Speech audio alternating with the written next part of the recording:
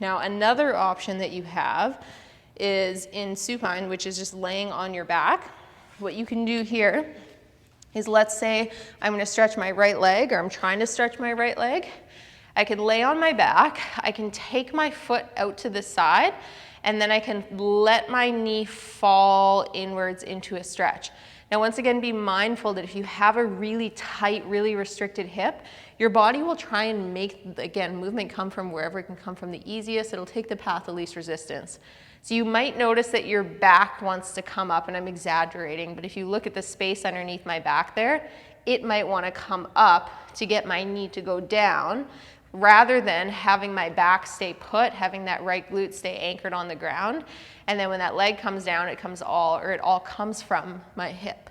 So that's another option that we have. Now, for some people, again, just the weight of their leg coming down because their hips are really restricted, and then keeping that right glute, if you're doing your right side or the side of the hip that you're working, anchored to the ground, that's enough, and they feel a stretch with just that alone.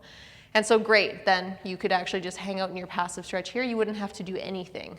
For other people, not quite enough. They need a little extra force bringing them into that passive stretch. So you can then take your other foot, bring it up, and apply a little bit of force with your other foot down and hang out in that stretch.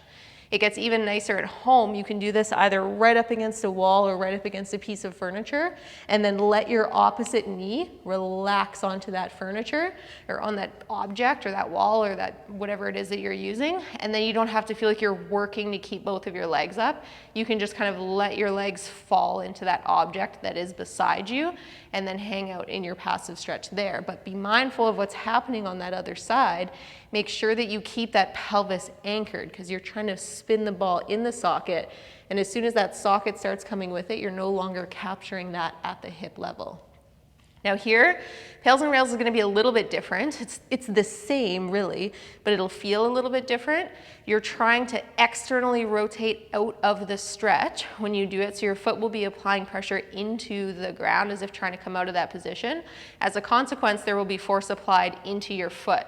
So while even if you're doing the passive stretch, you don't need that foot because just hanging there is enough for you, when you do pails and rails, you will want to put that foot up there because it'll help keep you in that position such that you don't just pop out of it when you start doing your isometric, and you stay in that stretch the whole time.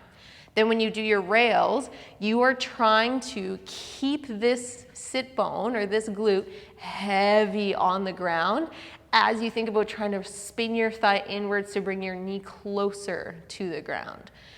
And so with that one, you could actually try and keep the knee where it is as you think about getting heavy into your pelvis and think about bringing that side of your pelvis down towards the ground. You could do your rails that way, or you could keep your pelvis still. You could think about trying to bring that knee lower without letting your pelvis move, or you could do both, and that's something that you can tinker with.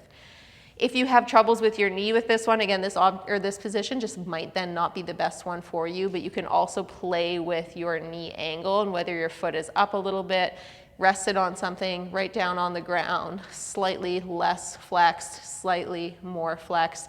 Again, those are all variables that you can play with. The biggest thing that we care about is what's happening at the hip, so that knee angle can be changed as needed. But ultimately, just finding the position for you where you get the least discomfort would probably be best case scenario. So you don't have to just find a way to make that position as uncomfortable or as little, where you experience as little discomfort as possible in your knee. If you just get discomfort in your knee with that setup in general, just try one of the other setups and see if you can find one where it's like, cool, my knee is happy with this, my hip is happy with this, I can feel it in my hip. Maybe that's a better option for you.